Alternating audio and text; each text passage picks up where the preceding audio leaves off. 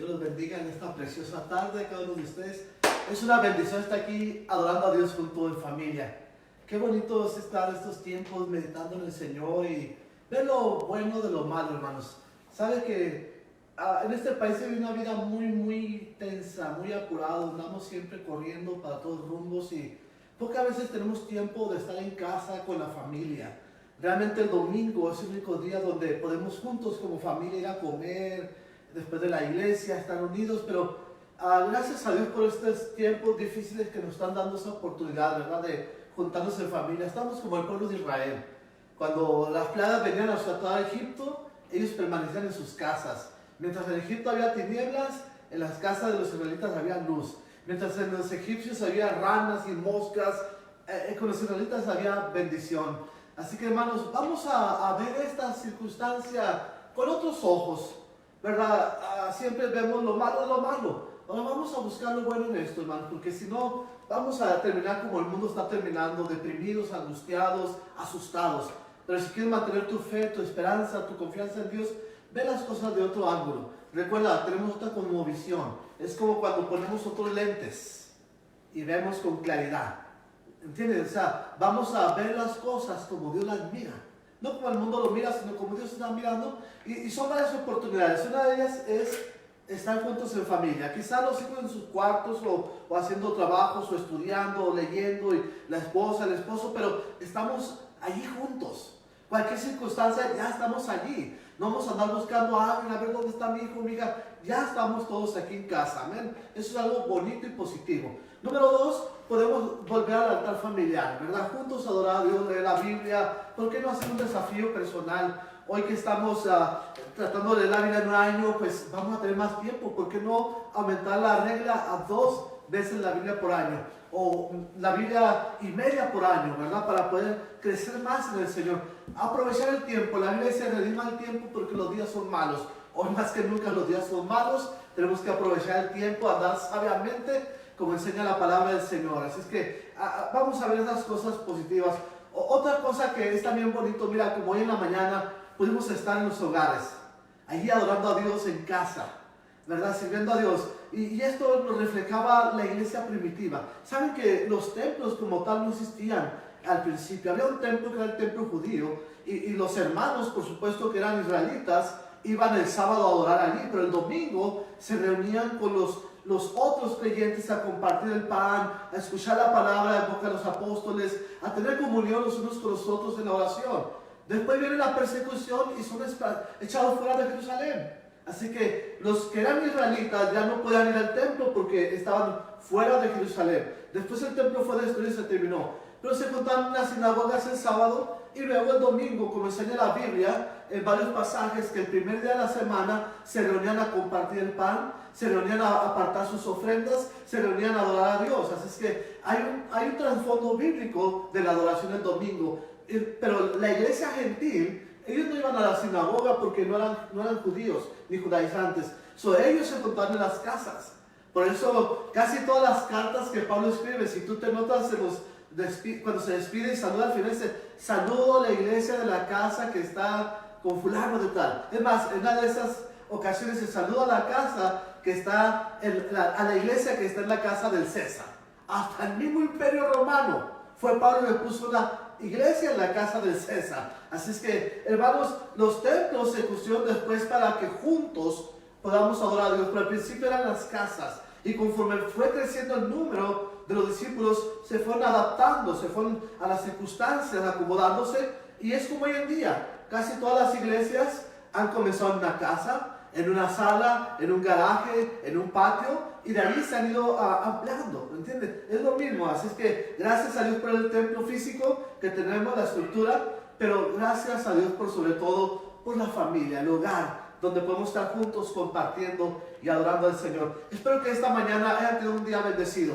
No solamente ustedes, hermanos del Monte de Sion, sino todos los que nos están viendo también en sus propias iglesias, que hayan tenido conexión con sus iglesias, con sus pastores, y haber recibido esa palabra fresca. Y si lo hiciste con nosotros, pues gloria al Señor, amén, que podemos darte esa palabra de esperanza, porque créalo, en estos momentos de crisis, Hay promesas de Dios de las cuales podemos abrazarnos y hacerlas propias para enfrentar todo lo que venga. Y recordando siempre que Dios está con nosotros, Dios está a nuestro lado. Así que gracias a Dios por ello. Esta tarde quiero continuar y si es posible terminar el estudio del tabernáculo. El tabernáculo del desierto, ¿verdad? El tabernáculo que Dios mandó a Moisés construir para habitar allí, que era el símbolo de la presencia del Señor. Hemos visto algunas cosas interesantes del tabernáculo, ¿verdad? De cómo se componía, los implementos que estaban adentro. Pero ahora quiero que veamos un poquito alrededor del tabernáculo.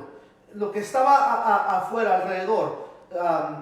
El atrio, el patio del tabernáculo. Las cortinas, ¿verdad? Que estaban allí hechas de lino torcido. El lino representa la justicia, la pureza de Dios. Y también la pureza de Dios y la justicia de Dios en el hombre. Por eso cuando la Biblia habla de la iglesia en el libro de Apocalipsis 19, dice que a ella se le ha concedido vestirse de lino fino y resplandeciente. Así que el lino representa las acciones justas de los creyentes, representa la justicia de Dios. Y este santuario, este tabernáculo tenía una cortina alrededor, ¿verdad? De lino torcido. Y hermano, esas cortinas representaban la justicia que Dios requiere en cuanto a los hombres. Así es que el hombre solo no puede justificarse, necesitaba la justicia de Dios. Y así como nadie podía entrar al atrio, al patio mismo, porque estaba envuelto alrededor de la cortina. Voy a hacer mi dibujito aquí del atrio. Y adentro del atrio se encuentra el tabernáculo, dividido en dos partes. Estas son las cortinas de lino que envolvían alrededor el tabernáculo. Nadie puede entrar a la presencia de Dios sin antes entrar por la justificación. ¿Entiendes? O sea, tenemos que ser justificados antes para tener acceso a Dios. Porque dice la Biblia que nuestras iniquidades han hecho separación entre Dios y el hombre. Así que somos hechos cercanos a través de la justificación obrada por Cristo Jesús al morir por nosotros en la cruz del Calvario. Así que este es un simbolismo interesante que nos habla de la redención, de la justificación del creyente. Ahora, ese atrio, ese patio, estaba hecho de columnas. Cada columna era de la misma altura. Cada columna tenía una base de plata. Ahora, esas columnas eran de bronce. Y el bronce simboliza el juicio del pecado. Y las columnas de bronce representan a Cristo, quien llevó en la cruz el juicio por nuestros pecados. Dice la Biblia que Él llevó el pecado de todos nosotros sobre la cruz. Al que no conoció pecado, por nosotros lo hizo pecado. Ahora, esas columnas tenían capiteles y molduras de plata, lo que es símbolo de la expiación. Porque recuerdan la Biblia en Éxodo 30:12 en adelante, tenía que pagarse una cierta cantidad de plata. Era un ciclo de plata por cada israelita. Esa era la paga de la redención. Entonces la plata se convierte en el símbolo de la redención. Vea esto, la combinación. Esta tienda era sostenida por columnas de bronce, asentadas sobre bases de plata. Había todo alrededor de estos postes que sostenían esas cortinas de lino. El lino, la justificación, se sostiene en el juicio del pecado, en Cristo Jesús, que es divino, es el Hijo de Dios. Entonces el hombre no puede justificar al hombre, necesitamos Dios justificando al hombre. Por eso tenemos la combinación de la plata, tenemos la combinación del bronce, hablándonos de la redención, y el lino que está allí alrededor para que nadie pueda mirar hacia adentro, nadie pueda entrar a las cosas de Dios si no es de la forma indicada. Ahora, habíamos hablado en el Éxodo 27:16 que había una puerta. Una puerta para entrar al patio. No había muchas puertas, una sola puerta. Esto es importante, porque para entrar a la comunión, para entrar a lo que sigue en la presencia de Dios, necesitamos entrar por la puerta. y solamente es Jesucristo. Jesús dijo, yo soy la puerta en San Juan 14, ¿verdad? Que por mí entrare, dice, en Juan capítulo 10, verso 9, él dijo que él era la puerta y que el que entrara por esa puerta hallaría descanso. Así es que no hay otras puertas, es solamente Jesucristo el único por el cual podemos tener acceso al Padre. Por eso la Biblia dice, y ninguno otro hay salvación, solamente en Jesús. Él es la puerta, no hay más. Él mismo dijo, yo soy el camino, la verdad, la vida. Nadie puede pedir al Padre si no es por mí. Nadie puede tener comunión con Dios. Nadie puede participar de las cosas de Dios si primero no entra por la puerta, que es Jesús. Él es la entrada. Él hizo posible a través de su sacrificio que podamos entrar al Padre, a la presencia de Dios. Así que esto es muy importante que lo tomemos en cuenta. Ahora, esa puerta, y esto es interesante, se componía de se componía de lino fino torcido sostenido por 4 columnas.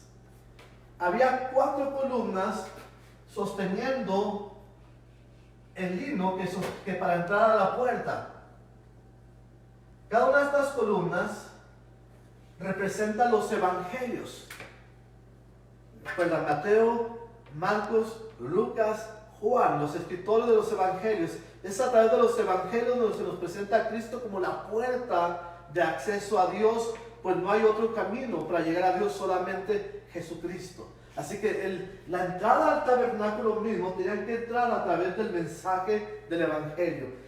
O sea, no hay otro evangelio, dijo Pablo, no hay otra palabra, no hay otro medio de salvación, sino el mensaje del evangelio de Jesucristo, la buena noticia. Así es que al entrar a la presencia de Dios, tenemos que entrar por la puerta, y para poder entrar por la puerta necesitamos acceder a través de los evangelios de Jesucristo. Mateo, Marcos, Lucas y Juan están allí simbolizados en las columnas que sostienen las telas para entrar al atrio. Así que todo esto, hermanos, es interesante porque nos enseña acerca de Dios, ¿verdad? Nos enseña acerca de las cosas de Dios. Ahora, las cortinas tenían 3 colores: azul, púrpura y rojo. Azul, púrpura y carmesí. O rojo, un rojo vivo, un rojo intenso, ¿verdad? Esos colores, hermanos, pues sabemos que el azul es símbolo del cielo, ¿verdad? Siempre nos habla de dónde viene Dios, de dónde vino Jesús. Jesús vino del cielo, nos habla de dónde el Señor vino a la tierra, vino del cielo. Por eso era cortina de color azul. El color púrpura nos habla de la realeza, ¿verdad? Porque Él era el rey, Él vino como rey. Por eso dice, él nació cuando vinieron los magos de Oriente y dijeron, venimos a adorar al rey que ha nacido. Y luego cuando Pilato le dijo a Jesús, entonces tú eres rey, le dijo, yo para eso he nacido. Entonces Jesús es el rey de reyes. No solamente era el rey terrenal de la promesa dada a David. ¿Recuerdas el segundo libro de Samuel, capítulo 7, cuando Dios profetiza al rey David de que de su descendencia levantar a alguien que se iba a sentar en su trono, refiriéndose a Jesucristo, el rey de Israel?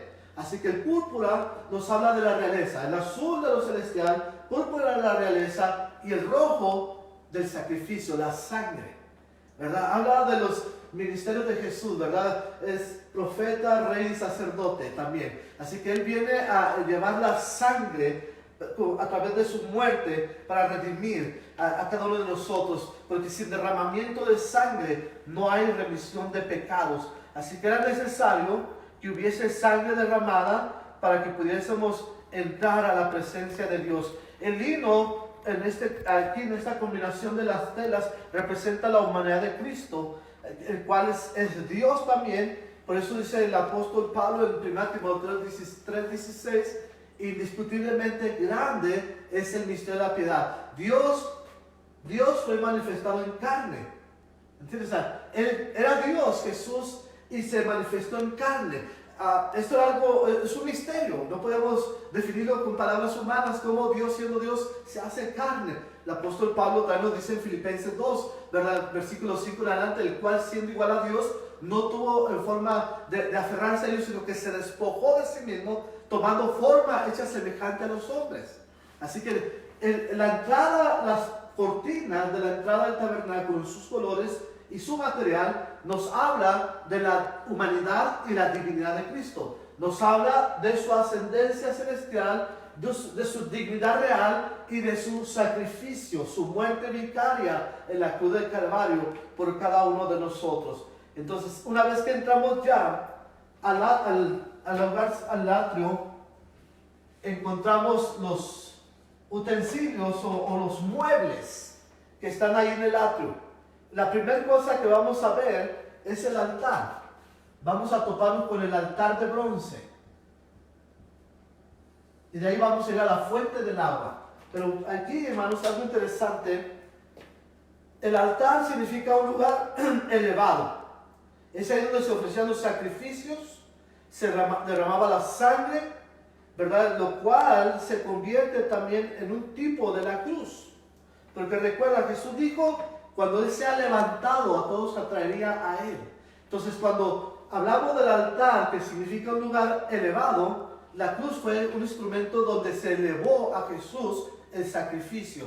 En el altar, el mismo nombre lo dice, el altar del sacrificio, se sacrificaban las ofrendas, los holocaustos por el pecado para redimir la humanidad. Ahora, ¿qué eran los sacrificios aceptables aquí? ¿Qué es lo que se sacrificaba en el altar? Se sacrificaba becerros, y esto nos habla de la obediencia y la paciencia y la abnegación de Cristo, ¿verdad? Así como ese animal es un animal abnegado, obediente, que se entrega a su trabajo, a su labor, a favor de la humanidad. Cristo vino en obediencia, en humildad, a entregarse por nosotros. Dice la Biblia en Filipenses 2, versos 5 al 8, Él fue obediente hasta la muerte y muerte de cruz. ¿Qué otro animal se ofrecía allí? El cordero. Cordero es un tipo de Cristo. Dice la Biblia que cuando Juan el Bautista vio a Jesús caminando, dijo, he aquí el Cordero de Dios que quita el pecado del mundo. Así que Jesús es también el Cordero. Es el becerro, es el Cordero, y el macho cabrío, que también representaba y llevaba el pecado del hombre. Dice la Biblia que cuando se sacrificaba el macho cabrío, la persona ponía sus manos sobre él, transmitiendo su pecado. El macho cabrío no había cometido pecado, pero llevaba el pecado del que estaba ofreciendo el sacrificio. Jesús no cometió pecado, pero la Biblia dice que Él llevó sobre sí mismo nuestros pecados. Él se convierte en el macho cabrío por nuestra redención, por nuestros pecados, y es contado entre los pecadores. Dice el profeta Isaías, capítulo 53, versículo 12, que Él fue contado entre los pecadores. Porque Él no pecó, pero Él fue contado entre los pecadores. Dice la Biblia también, el que no conoció pecado, por nosotros lo hizo pecado. Así el macho cabrío representa a Cristo cargando el pecado de cada uno de nosotros. También se ofrecían tórtolas o palominos, ¿verdad? Que nos habla de la inocencia y de la pobreza. Recuerda, Jesús, siendo rico, se hizo pobre en la Biblia, para que nosotros fuésemos enriquecidos. Y Jesús era inocente como una paloma. Por eso, cuando el Espíritu Santo viene sobre Él, dice, viene en forma de paloma, hablando de la inocencia, de la unción sobre nuestro Señor Jesucristo. Así que, hermanos, esto es interesante. Ahora, la posición está enfrente de la puerta, no está a ningún lado, ¿verdad? Algunas cosas están ubicadas en posiciones diferentes, pero el altar está enfrente de la puerta. Porque en cuanto entras a la presencia de Dios, tiene que ser a través del sacrificio. Tiene que ser a través del juicio por el pecado. Entramos a su presencia por la puerta de Jesús para enfrentar el juicio por nuestro pecado. Ahora, es interesante que este altar del sacrificio fuese de bronce. Habla del símbolo del pecado. Ahora, también algo interesante es que tenía 4 cuernos o 4 esquinas, representando la redención de la humanidad, de la tierra. Porque el Señor vino para redimir todo lo que el primer hombre había perdido. Así como en el jardín del Edén, cuando antes que cayera el hombre, había la perfección, no solamente en el hombre, sino en la creación. No había maldición, no había nada que viniera a azotar, no había muerte. Entonces, cuando Cristo viene a morir por nosotros, viene a redimirnos de las consecuencias de la muerte de Adán, de la desobediencia de Adán, que es la muerte, que es la maldición, que es todo lo que vemos, el decaimiento de la naturaleza. La misma creación, dice la Biblia, fue sometida a esclavitud, no por su propia voluntad, porque dice la Biblia que cuando Dios enfrentó al hombre con su pecado, dijo, maldita será la tierra por tu causa. Entonces la tierra misma fue sometida a maldición, a decadencia. Entonces la tierra tiene que ser redimida. El 4 es el símbolo de la tierra, hablando de los 4 ángulos, norte, sur, este y oeste. Hablando de las 4 estaciones, ¿verdad? El invierno, la primavera, el verano y el otoño. Hablando de la creación de la humanidad, de los reinos animal, vegetal, mineral y el hombre. Así es que vemos la creación representada en el sacrificio. Porque el sacrificio de Cristo, dijo el apóstol Pablo, vino a hacer la paz con todo el mundo. Toda la creación fue llamada a la paz a través del sacrificio de Jesús.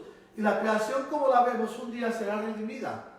Y dice la palabra redimir, igual que la misma palabra para redimirnos del pecado. Dice, a la semejanza de los hijos de Dios. Entonces, así como nosotros somos su nueva criatura y vamos a tener un futuro glorioso, glorificados con Cristo, la creación misma será redimida y será restaurada a su condición gloriosa del jardín del Edén. Basta ver algunas citas del Antiguo y del Nuevo Testamento que nos hablan del milenio, para ver cómo es la restauración de la tierra, cómo la tierra, la maldición es quitada de la tierra, cómo las bestias también cambian. Dice, la osa y la vaca van a pasar juntas sus crías, el cordero y el león dormirán juntos, un niño va a jugar con la serpiente. O sea, todo esto, hermano, habla de una redención también de la creación. Así es que todo esto está profetizado simbólicamente en el altar del sacrificio. Ahora, allí se lograban también las 4, ¿cómo podemos decirlo?, aspectos de la redención. La propiciación por el pecado, porque ahí se derramaba la sangre por el pecado y se salpicaba la sangre. Se lograba la sustitución, porque no era la persona la que moría, sino un cordero o un macho cabrío o una vaca. Alguien sustituía el pecado. Se lograba la reconciliación, porque se reconciliaba el hombre con Dios y se pagaba el rescate. Recuerda, la paga del pecado es muerte, así es que tenía que haber un rescate y era a través de la muerte de la víctima. En este caso, la muerte de Jesucristo nos viene a rescatar de la paga. Tenemos ahora la fuente o el lavacro. Viene siendo hacia el norte de la ubicación. Después de lavarse, después del sacrificio, tenía que ir al lavacro. Ahora, esa fuente, como habíamos visto, estaba hecho de los espejos de las mujeres israelitas, para que el hombre pudiera ver su rostro reflejado y pudiera ver los efectos del pecado. Cuando aplicaba las manos al agua, se movía el agua y se distorsionaba la imagen. El pecado viene a distorsionar la imagen de Dios en el hombre. El pecado viene a destruir esa imagen. Y la palabra viene a demostrárnoslo, viene a enseñárnoslo. Por eso los espejos y el agua, símbolo de la palabra. Por eso cuando leemos la Biblia, tenemos que leerla con esa actitud de que Dios hable a nuestra vida, que Dios nos muestre dónde estamos fallando, que Dios nos hable para ver dónde estamos errados. Por eso nos lavamos, por eso vamos al agua cada vez y buscamos su presencia. Cada vez buscamos que Él venga a purificarnos, que Él venga a limpiarnos, que Él venga a redimirnos con su sangre preciosa. Luego entramos al tabernáculo, meramente hablando, que es la tienda de campaña que está aquí ubicada, dividida en 2 partes, lugar santo y lugar santísimo.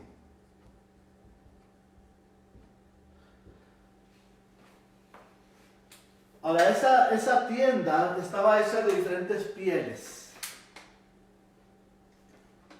Y cada piel tiene su representación, tiene su simbolismo, tiene su aplicación, tiene el por qué están ahí estas cosas.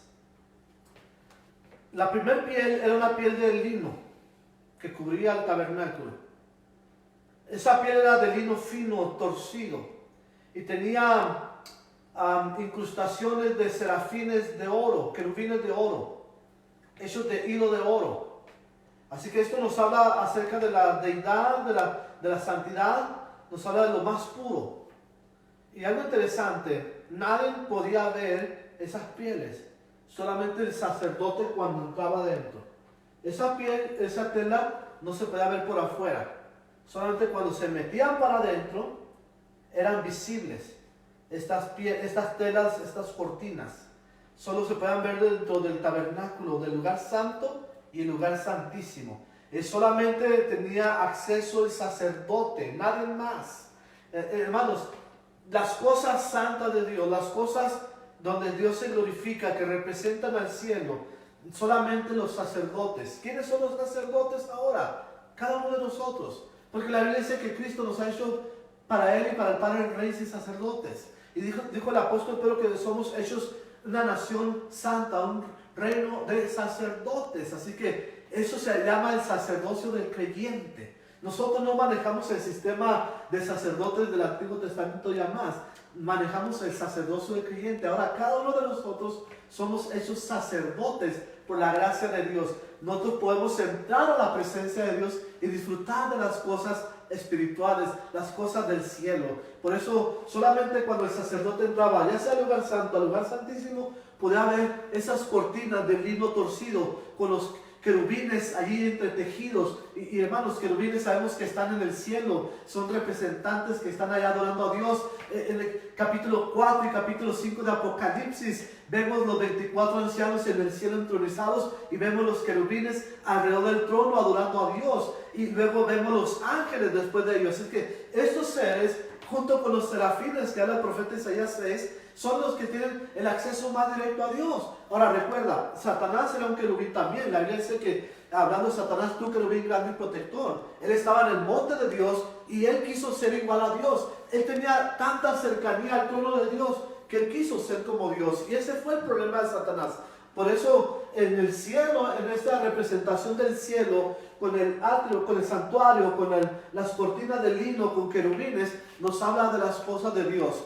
Los querubines son los seres angelicales, junto con los serafines, que están más cercanos al trono de Dios. Así que esta es una representación del cielo en la tierra. Y es interesante porque Dios dijo a Moisés que hiciera ese tabernáculo porque él iba a habitar con ellos allí. Iba a bajar, como quien dice, el cielo a la tierra. Y hermanos, cada vez que adoramos a Dios, cada vez que entramos a su presencia, al tabernáculo de adoración, cada vez que conectamos con el cielo a través de la oración, estamos participando de la bendición celestial, estamos disfrutando las cosas del cielo, podemos ver con los ojos espirituales las cosas de Dios. Por eso la Biblia dice que el Espíritu enseña al Espíritu las cosas de Dios, no se disciernen con el entendimiento, sino espiritualmente. Y por eso nadie puede ver esta cortina, solamente los que están adentro de la presencia de Dios, porque es, hermano, algo maravilloso. El pecador, el que está afuera, no tiene acceso, no puede ver lo que el creyente puede ver en la presencia de Dios. Dice la Biblia, ni las entiende, porque se han de discernir espiritualmente. Así que eso es algo especial. Los colores de estas cortinas son iguales que los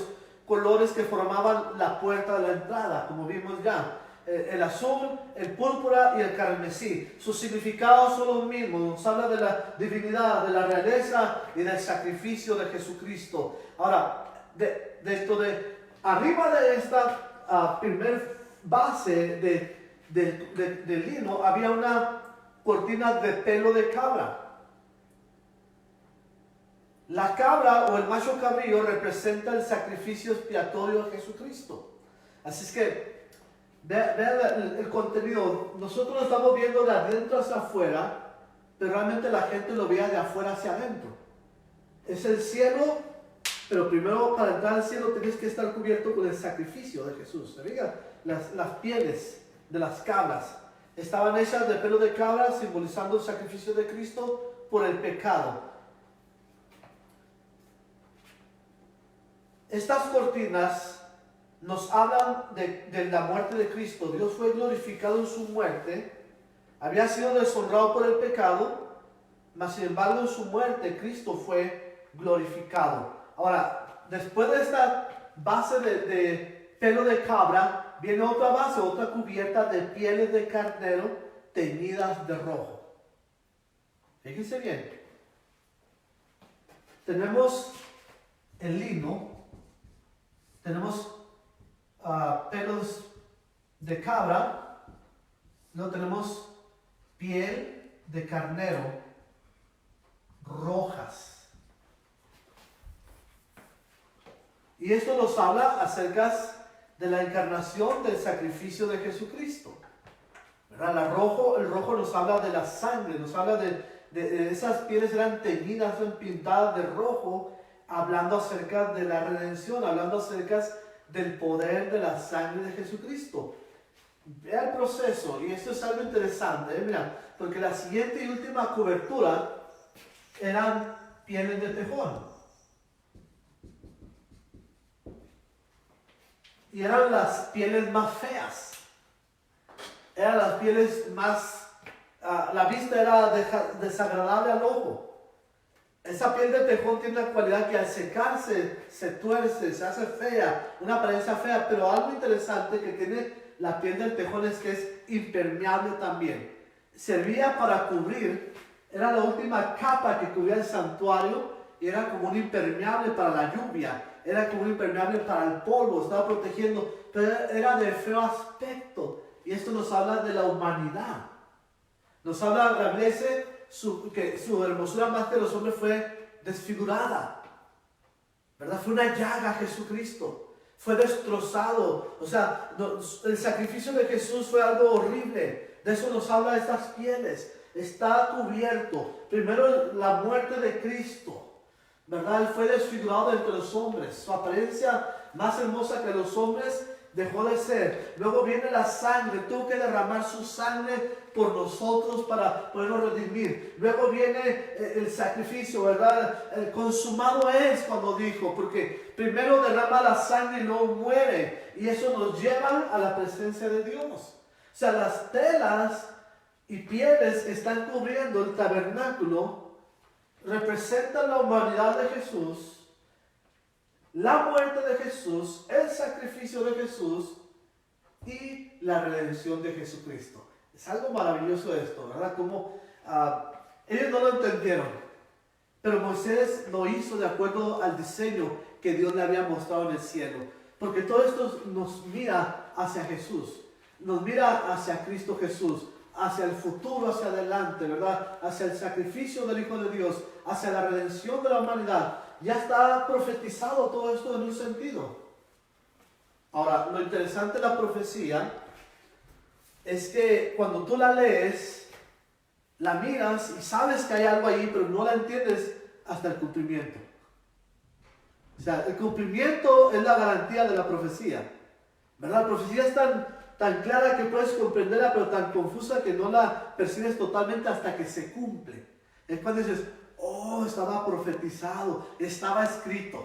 Ya está escrito en la Biblia, hay muchas cosas escritas, pero que hasta que tiene su cumplimiento nos ilumina diciendo, wow, si aquí estaba escrito en la Biblia, ¿cómo no lo habíamos visto?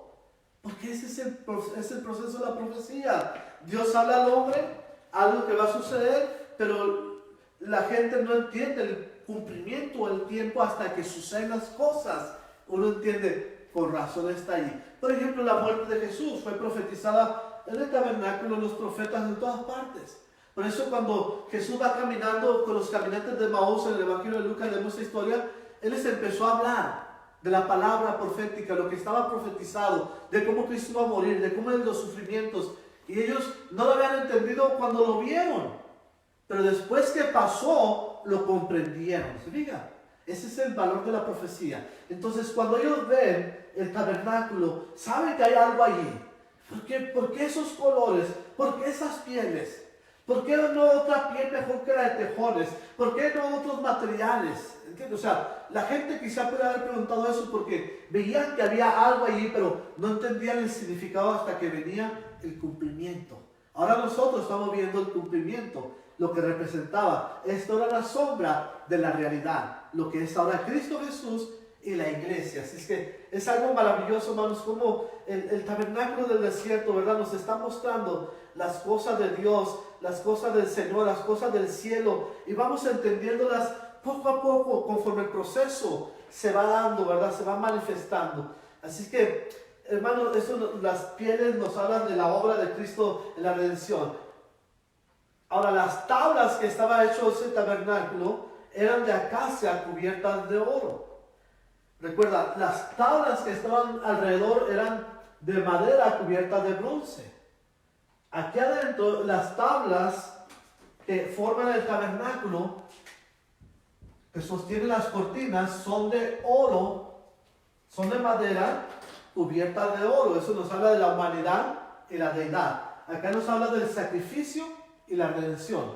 El juicio del pecado, el bronce, la plata, la redención. Acá nos habla de la humanidad de Cristo, la madera, y la divinidad de Cristo en el oro. Así que tenemos la doble naturaleza de Jesús, tanto hombre como divino, humano y divino, lo que se llama la unión hipostática.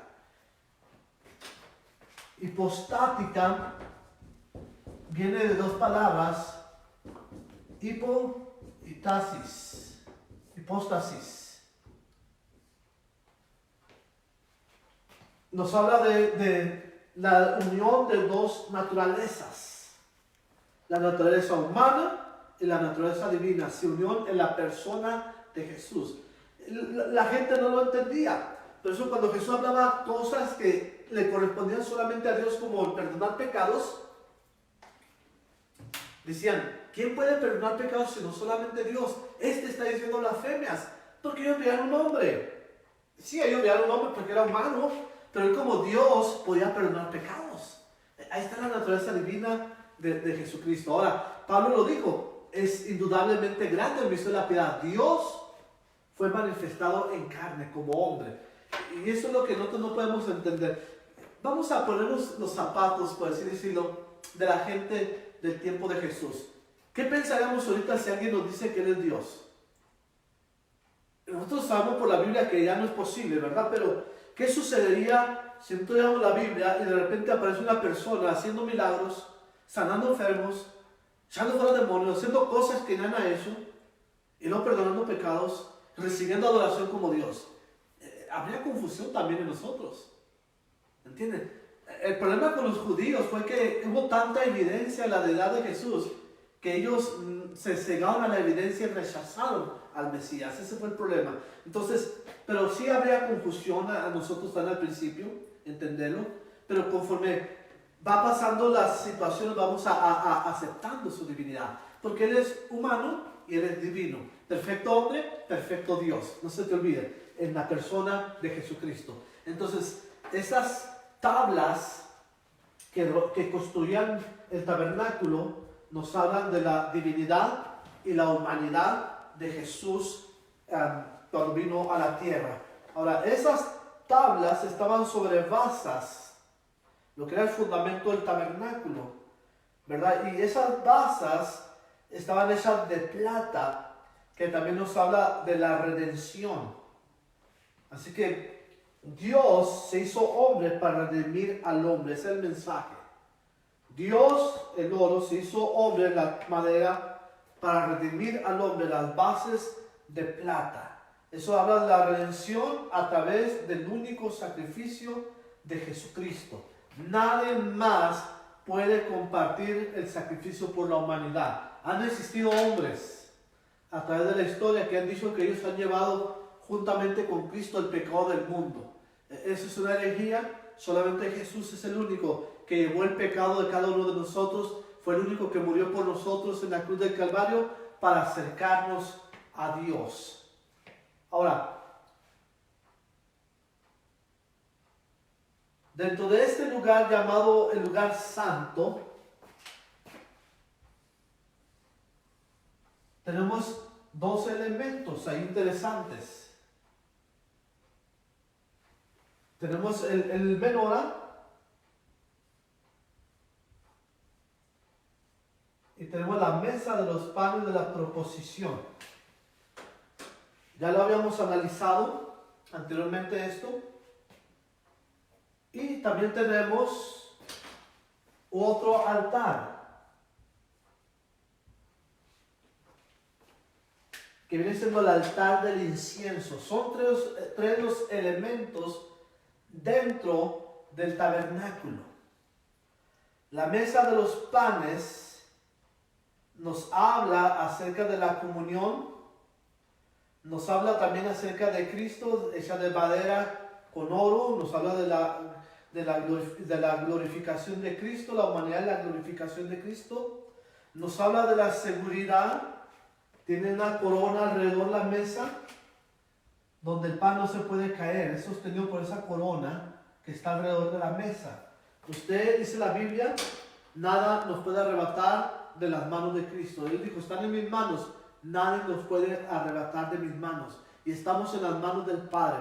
Y nada nos puede apartar del amor de Dios que es en Cristo Jesús. Así es que la mesa se convierte en el lugar de seguridad para el creyente, la comunión. Por eso es importante, hermano, la comunión del creyente. Por eso es importante que tengamos comunión los unos con los otros, porque eso nos da seguridad, eso nos da firmeza. Dice la Biblia, estimúlense el amor, las buenas obras. Hay mucho que se logra en la comunión cuando estamos juntos. Por eso la importancia de congregarse. Yo sé que ahora en este tiempo no podemos ir a la iglesia, pero podemos congregarnos en nuestros hogares. Ahí podemos adorar a Dios, ahí podemos compartir, convivir juntos en armonía, alabando al Dios del cielo. Amén. Entonces, hay seguridad en la comunión. Hay inseguridad cuando no hay comunión. Es aún en la familia también. Cuando la familia no tiene comunión, se pierde la seguridad en el hogar. Cuando la pareja no tiene comunión, los hijos no tienen comunión, se pierde ese sentir de seguridad. Y los hijos crecen sin ese sentir. El matrimonio se separa emocionalmente porque no hay esa comunión, que es algo tan importante para mantener la unidad.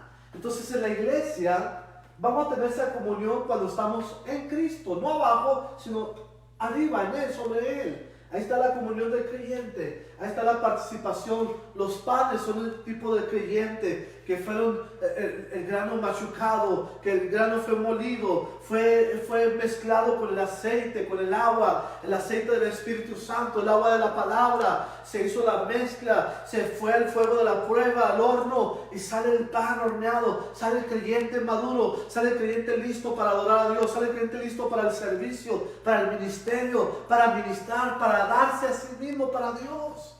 Es hasta que agarramos esa madurez, hermano, que entendemos que la vida cristiana no es de ser servidos, sino servir. No es de que nos den, sino ministrar. El pan era para administrar vida. Los sacerdotes comían ese pan. El hambriento comía de ese pan. ¿Recuerdas cuando David iba huyendo de Saúl? Llegó a la ciudad de Nob, donde estaba el tabernáculo en aquel tiempo, y le pidió comida al sacerdote. Dijo el sacerdote, no tengo ni un pan, más que solamente el pan de la proposición. Dijo David, ¿qué mejor que ese? Así que esto vino a alimentar, a sostener al pueblo de Dios en el hambre. Entonces, hermano, el pan de la palabra viene y nos alimenta también cuando hay necesidad. Por eso nosotros como pan vivo también podemos darnos a la humanidad, podemos darnos a la gente, podemos darnos al pueblo de Dios para sostener la obra, para que sigamos adelante en el servicio, para que sigamos viendo la gloria de Dios sobre nuestras vidas. Siguiente elemento es el candelabro, o lo que llamamos menora. Un candelabro de 7 brazos que se mantenía encendido, alumbrando hacia el frente a los panes y al altar del incienso. No alumbraba las espaldas, su lumbre, su luz la reflejaba hacia el creyente y hacia el altar. Hermanos, nosotros necesitamos reflejar nuestra luz hacia el creyente, hacia el mundo, hacia la humanidad, ¿verdad? Hacia Dios, que Dios mismo vea que somos una luz también. Así es que ese candelabro estaba hecho de una sola pieza de oro. Era un oro martillado, habla también de verdad, de lo duro del golpe. El valor de ese candelabro era aproximadamente $29,000. Imagina, de oro puro, ¿verdad? Porque por el peso que tenía de oro, el valor aproximado que era. Y hermano, ese candelabro se levantaba para alumbrar. Y nos habla tanto de Cristo, que es la luz del mundo, como de la iglesia, porque Jesús dijo que también nosotros somos la luz y que debemos andar como hijos de luz, pero Él es la luz del mundo. Él viene a alumbrar, vino a traer la luz y la vida. Después de 400 años de oscuridad, como se le llama al periodo intertestamentario, viene Cristo Jesús a hacer la luz. No solamente vino a traernos la palabra, el evangelio, sino a hacer la luz para la humanidad. Entonces el candelabro hecho de estaba hecho de una sola pieza de oro purísimo, el oro más puro que van a encontrar, hecho labrado a martillo, forjado, ¿verdad? A golpes, eran láminas extendidas, eran formadas con martillo, y se formó ese candelabro hueco por dentro para poder sostener el aceite. Y hermano, era algo increíble ese candelabro, representando a Cristo, lo glorioso de Cristo, la divinidad de Cristo, pero también representando a la iglesia como luz en la oscuridad. Dice la Biblia en el libro de Apocalipsis, cuando Cristo se manifiesta, el Cristo glorificado, dice que Él anda en medio de 7 candelabros de oro. Y los 7 candelabros eran símbolo de la iglesia. Así que la iglesia, el Señor también la mira ahora como un candelabro, porque somos el cuerpo de Cristo, hermano. Representamos a Cristo en la tierra. Somos la luz de este mundo también. Así es que vamos a poder servir a Dios de esa forma. El siguiente elemento era el altar del incienso. Era también de oro, llamado el altar de oro porque fue hecho de madera cubierta de oro. Este altar representa a Cristo en su ministerio celestial como sumo sacerdote intercediendo por nosotros. Allí se ponía el incienso, allí se mantenía el fuego sagrado, el fuego de Dios. Ese altar, Dios había encendido el fuego. Ese fuego no fue producto del hombre, vino del cielo mismo, era el fuego celestial. Por eso cuando vemos los hijos de Aarón ofreciendo fuego extraño, cayeron muertos. Tenían que tomar del fuego provisto por Dios. Las cosas de Dios, hermanos, se hacen a la forma de Dios. Hay métodos prácticos, como ahorita estamos usando un método muy interesante, el internet, ¿verdad? Pero el mensaje es la palabra de Dios. Estamos usando un método práctico inventado por el hombre, sí, pero el mensaje viene del cielo, es la palabra de Dios. O sea, podemos usar métodos, pero el mensaje no cambia. Cambiamos nuestra estrategia, pero el mensaje no cambia. Podemos cambiar nuestras estructuras, pero el mensaje no cambia, porque el mensaje es Jesucristo. Cristo te ama, Cristo tiene un plan para tu vida, Cristo quiere redimirte, Cristo quiere usar tu vida, Cristo quiere que tú seas de bendición para otros en este mundo. Así es que cambia los métodos, pero no cambia el mensaje, recuerda. Así es que la forma que está aquí era el fuego de Dios. Era la forma de Dios. No había otra forma. No había otro fuego. ¿Y qué se ofrecía allí? El incienso aromático. Ese incienso debe ser preparado según Dios lo ordenó. En Éxodo 30, verso 34 al 37. Incluía estacte, caña aromática, galvano e incienso puro. Son elementos que la Biblia dice, no harás otro igual. Un incienso especial, hecho con obra de perfumista, todo lo cual nos habla de virtudes y perfecciones y atributos de Cristo. No se debe ofrecer otro incienso extraño, solamente el ordenado por Dios, y eso también nos habla de la adoración del creyente. La Biblia dice en el libro de Apocalipsis que un ángel tomó la oración de los santos y la mezcló con el incienso y lo echó en el altar del incienso. Entonces tu oración, tu adoración a Dios es como un incienso que sube a su presencia. Si podemos ver espiritualmente, nuestro canto, nuestra oración se sube como un humo agradable a la presencia de Dios. Y es el mensaje de todo esto. Cuando había sacrificios en el altar, dice la Biblia que Dios olía olor grato. El humo le era agradable porque subía a su presencia. Cuando se ofrecía el incienso, aunque el olor no salía del tabernáculo, de allá adentro subía a la presencia de Dios. Dios olía ese perfume y era agradable para Él. Hermano, nuestra oración, quizás a veces sentimos que no sale del techo. Quizás a veces sentimos que nuestra oración no llega a ningún lado, pero ¿sabes qué? Dios escucha tu oración. La Biblia dice, clama a mí, yo te voy a responder. Recuerda, la mañana apliqué sobre esa promesa. Siempre te voy a escuchar, dice el Señor. Siempre te voy a atender. El mundo, la gente nos dice, ¿dónde está tu Dios? Las circunstancias, el diablo. A veces nos sentimos como que ya Dios no está allí. Y sentimos como que estamos encerrados en un cuadro y en una tapa de fierro arriba y la oración no pasa ahí. Pero ¿sabes qué? Déjame decirte, Dios escucha tu oración. Aunque el aroma del incienso no sale del tabernáculo, Dios lo olía, porque Dios es Dios. ¿Entiendes? O sea, aunque tú sientas que tu oración no pasa del techo de tu casa, créelo, esa oración llega hasta el tercer cielo. y se eleva como un incienso espiritual a la misma presencia de Dios. Una adoración genuina es lo que nos habla este altar. No habla de una adoración del mundo, sino una adoración espiritual, algo que nace de Dios hacia ti, algo que Dios te da. Recuerda, David dijo, Señor, de lo que tú nos das te damos. No solamente lo material, sino lo espiritual. Cuando tú cantas, cuando tú predicas, cuando tú ministras, está dando lo que Dios te dio. O sea, no hay nada de nosotros mismos. La música, el canto, no es algo de que yo soy muy inteligente, lo compuse. No, Dios te lo dio. Y cuando tú lo consagras a Dios, se lo está dando a Dios, le está regresando a Dios lo que Él ya te dio a ti, ¿entiendes? Por eso el incienso se debe hacer a la forma de Dios, porque era para agradar a Dios, solamente a Dios.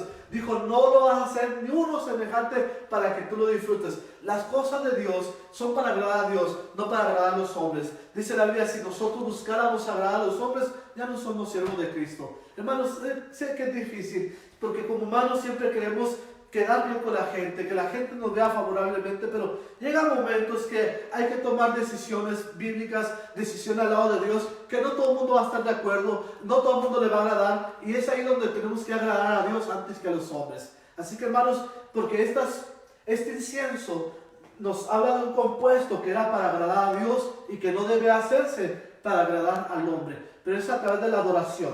Estás en el lugar santo para entrar al lugar santísimo a través de la adoración. La oración es la puerta que te abre a una nueva dimensión con el Señor. Y entrar al más intenso de su presencia, al lugar santísimo. Así que allí llegamos a otro obstáculo llamado el velo. Aquí está este velo grueso, hecho de varias pieles y telas, impidiendo el acceso. No hay una puerta allí. El sacerdote tiene que entrar por un lado o por el otro lado para poder entrar una vez al año. Fíjense bien, no siempre todos los días, sino una vez al año.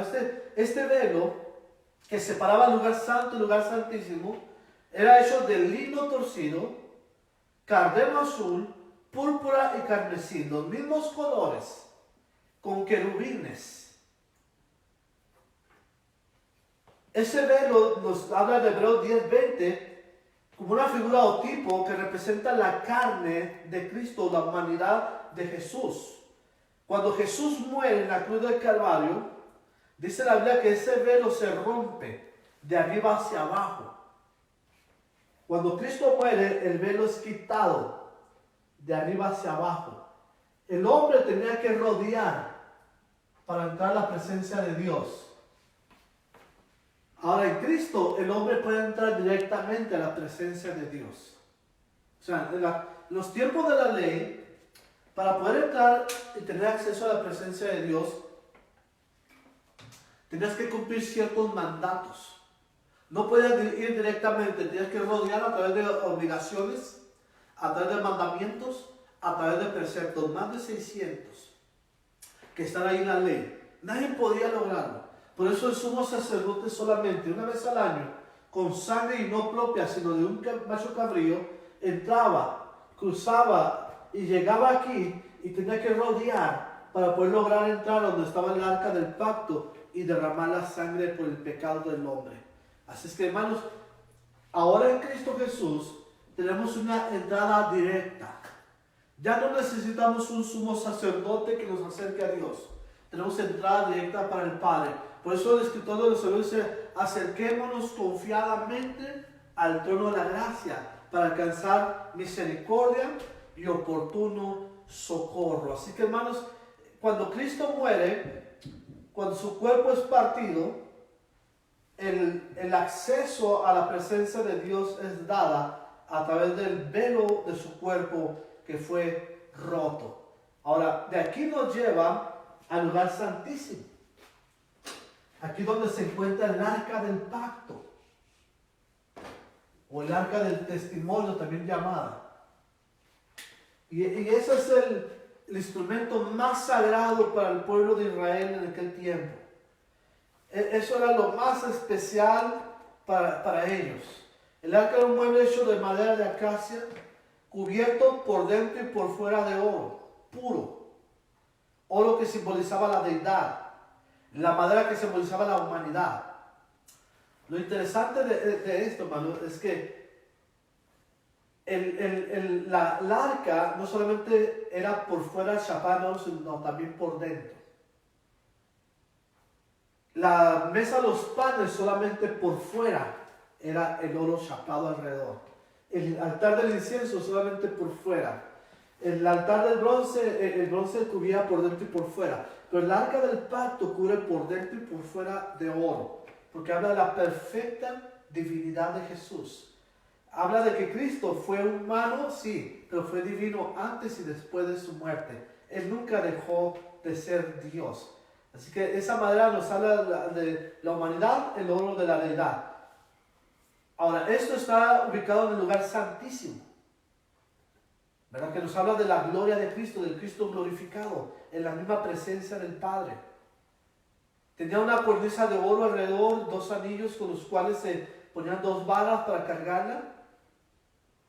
Y dentro del arca había unos elementos interesantes. Las 2 tablas de la ley que representan a Cristo. El arca tenía también la vara de Aarón que reverdeció y tenía una urna con el maná. La ley nos habla del pacto de Dios. Dios hizo un pacto con Israel. La vara nos habla de la elección de Dios, porque fue elegido el sacerdote Aarón de todos los demás.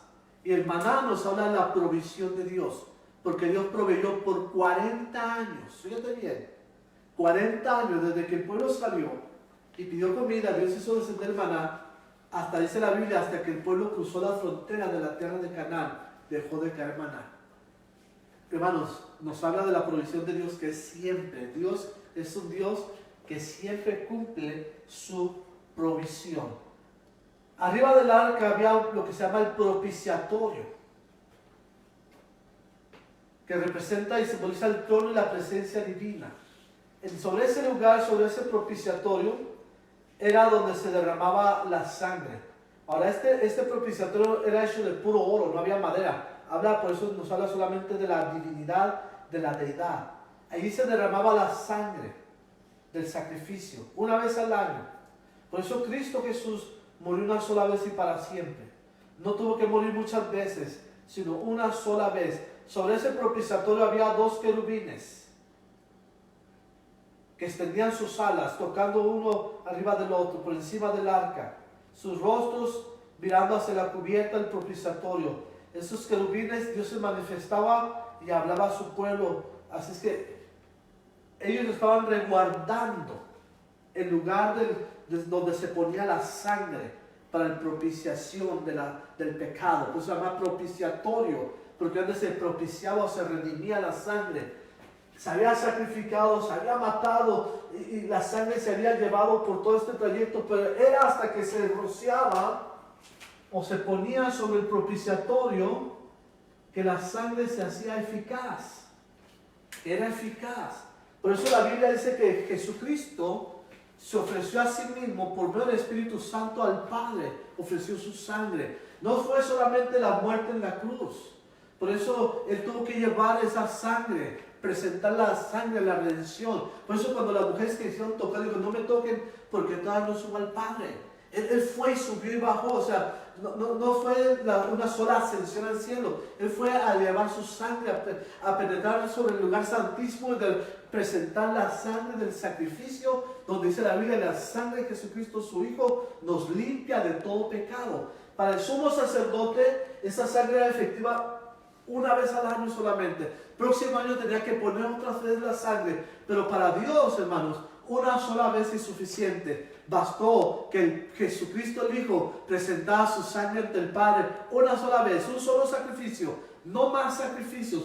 Por eso nosotros no creemos en el sacrificio diario de Jesús. Jesús murió una sola vez por nuestros pecados para nunca jamás volver a morir por el pecado de la humanidad. Su sangre fue presentada, su sangre fue derramada para la redención de cada uno de nosotros. Así que, hermano, es interesante cómo ver la figura del tabernáculo, cómo representa las cosas de Dios para nosotros, los sacrificios de Dios, la redención de la humanidad, todo lo que Cristo hizo por nosotros en la cruz del Calvario.